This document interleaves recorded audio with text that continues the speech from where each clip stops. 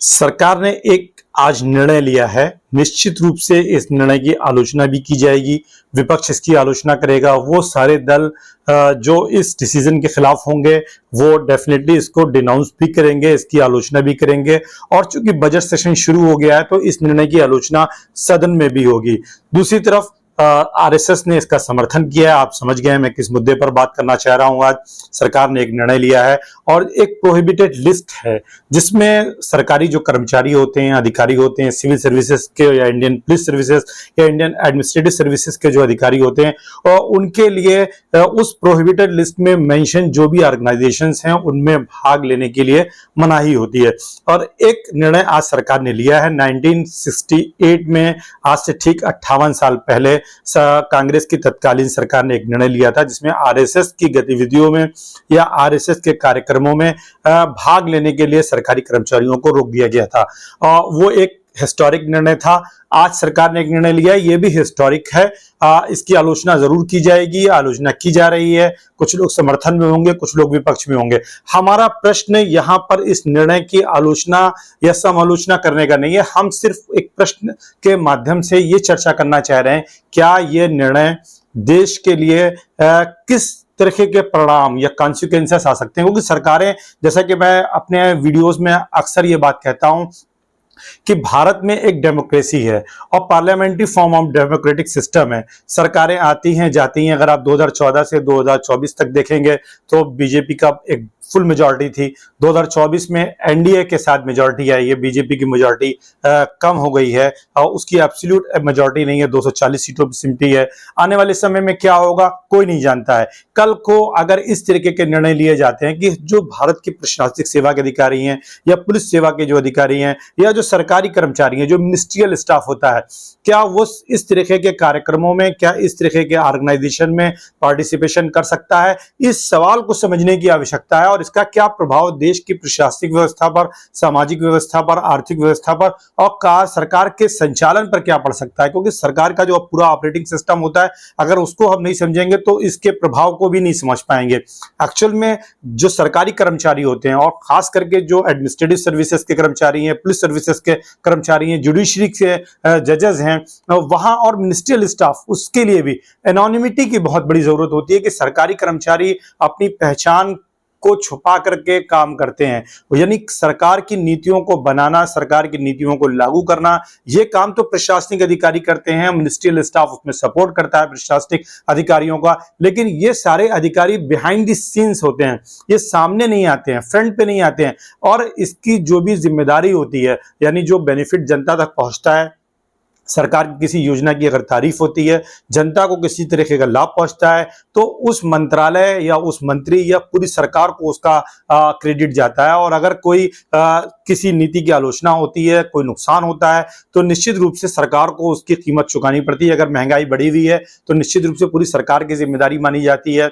और साथ ही साथ अगर महंगाई कंट्रोल में है, इन्फ्लेशन कंट्रोल में है, लोगों को बुनियादी सेवाएं सस्ते दामों पर मिल रही हैं, तो उसका क्रेडिट सरकार को जाता है। और ये एनोनिमिटी, चूंकि ये काम सरकार तो करती नहीं है, सरकार के जो सांसद या प्रदेशों में जो विधायक होते हैं वो इस तरीके की नीतियों को लागू करने के लिए प्रशासनिक अधिकारियों का सहयोग लेते हैं। और प्रशासनिक अधिकारी जो है, मिनिस्ट्रियल स्टाफ, एक पूरा हायरार्किकल स्ट्रक्चर होता है, एक पिरामिड नुमा स्ट्रक्चर होता है। उस पिरामिड नुमा स्ट्रक्चर में अगर आप प्यून से देखेंगे, चपरासी से देखेंगे, तो ऊपर तक एक मिनिस्ट्रियल स्टाफ है, फिर उसके ऊपर ऑफिस सुपरिटेंडेंट और फिर प्रशासनिक अधिकारियों का पूरा एक क्रम चला जाता है और ऊपर आईएएस ऑफिसर जो है वो बैठे होते हैं।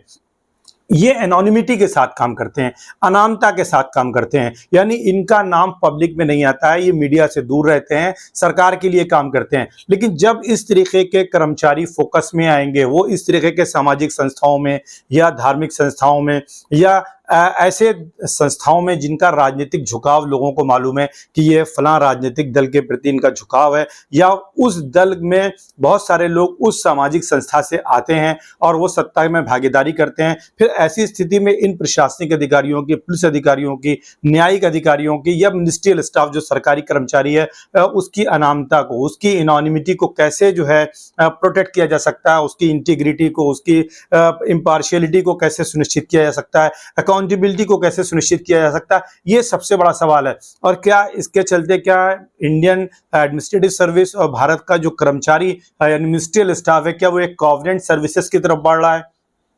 क्या उसकी एक इस तरीके कॉवर्नेंट सर्विसेज एक्चुअल में जब ईस्ट इंडिया कंपनी इंडिया में थी तब उस समय इस तरीके की सर्विसेज लाई गई थी कि वो एक तरीके का कॉन्ट्रैक्चुअल बेसिस पर वो ईस्ट इंडिया कंपनी के लिए सिविल सर्विसेज और उनके कर्मचारी चुने जाते थे, उनको काफ़ी प्रिविलेजेस मिलते थे और बाद में साथ ही साथ वो कंपनी के लिए पूरी तरीके से डेडिकेटेड रहते थे। लेकिन अगर इस तरीके की प्रशासनिक व्यवस्था भारत में उभरती है और कल को कोई दूसरा राजनीतिक दल आता है, फिर वो राजनीतिक दल इस तरीके के बहुत सारे दूसरे संगठन है, वहां के संगठनों को उस प्रतिबंधित सूची से निकाल करके अधिकारियों को, कर्मचारियों को इस तरीके की परमिशन देता है कि आप वहां पर जाकर के पार्टिसिपेट कर सकते हैं, उनके कार्यक्रमों में भाग ले सकते हैं। तो एक प्रकार से भारत में जो प्रशासनिक व्यवस्था है, पुलिस व्यवस्था है, न्यायिक व्यवस्था है और जो कर्मचारियों का पूरा स्ट्रक्चर है, वो कहीं ना कहीं राजनीतिक अपनी जो उसकी झुकाव है उसके आधार पर बढ़ सकता है। और इस तरीके से देश का पूरा एक संचालन, क्योंकि हमारी जब प्रशासनिक व्यवस्था एनोनिमिटी के साथ काम करती है, अनामता के साथ काम करती है, तो उसमें कंटिन्यूटी होती है। अधिकारी आते जाते रहते हैं, सरकार की नीतियां बनी रहती हैं, सरकार के काम करने का ढंग बना रहता है और ये बहुत बड़ा प्रश्न है।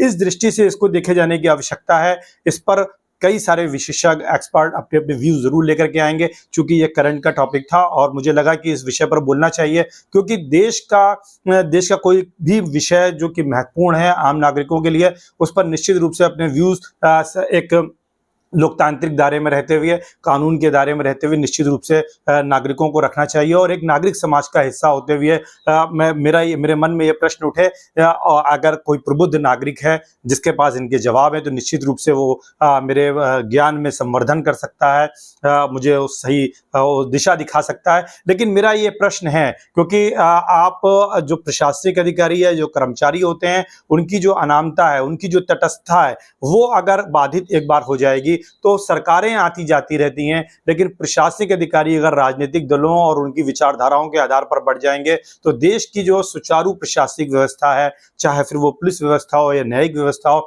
वो उसमें व्यवधान आ जाएगा, जो कि देश की एकता, देश की अखंडता और देश में कानून व्यवस्था के लिए बहुत ही महत्वपूर्ण है। उसको प्रोटेक्ट करना, संरक्षित करना।